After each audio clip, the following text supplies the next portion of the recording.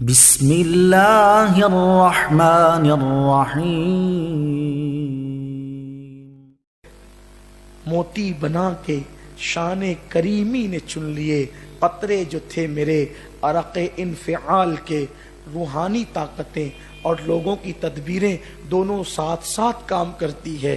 دیکھو غریب نواز کی روحانیت اور غوری کی طاقت دونوں نے ساتھ ساتھ کام کیے، بختیار کاکی کی روحانیت اور التمش کی طاقت دونوں نے ساتھ ساتھ کام کیے، صلاح الدین کی طاقت، غوث پاک کی روحانیت دونوں نے ساتھ ساتھ کام کیا۔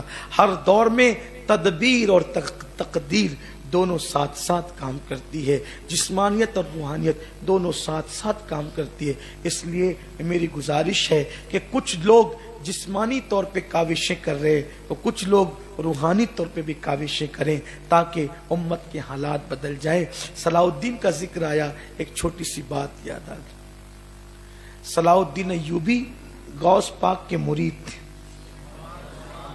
چھوٹی سی عمر میں غوث پاک کے مرید ہو گئے تھے، اور غوث پاک کے وصال کے بعد پھر دوبارہ وہ غوث پاک کے صاحبزادے سے بھی مرید ہوئے، یعنی صلاح الدین ایوبی ڈبل قادری ہے۔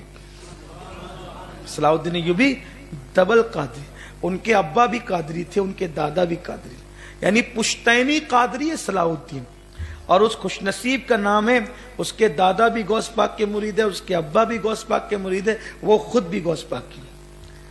لیکن جب بیٹھے تھے صلاح الدین ایوبی غوث پاک کے پاس مرید ہونے کے لیے، تو میرے مرشد غوث پاک نے ان کی گردن پہ ہاتھ رکھ کے دعا دی تھی۔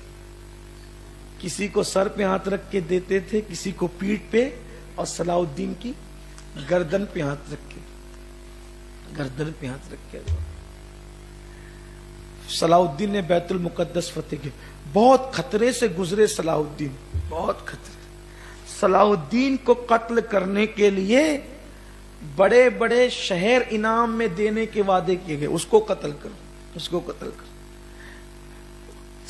سب قتل ہوئے، صلاح الدین قتل نہیں۔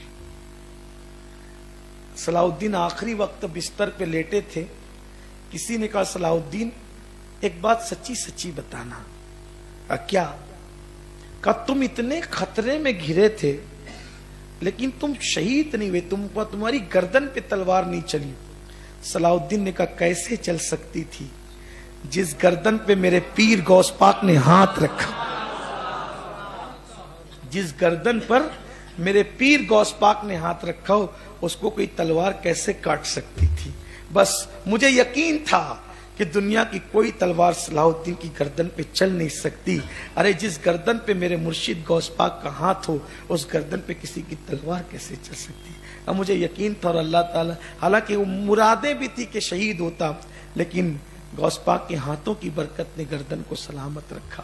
تو میرے آقا صلی اللہ علیہ وسلم کے دیوانوں، ہر جسم کے پیچھے روحانیت کام کرتی ہے، تو آئیے کچھ کام روحانیت کی ترقی کے بھی کریں تاکہ آپ کی روحانیت کام کریں اور امت کے بگڑے ہوئے حالات قدرت بنا دے۔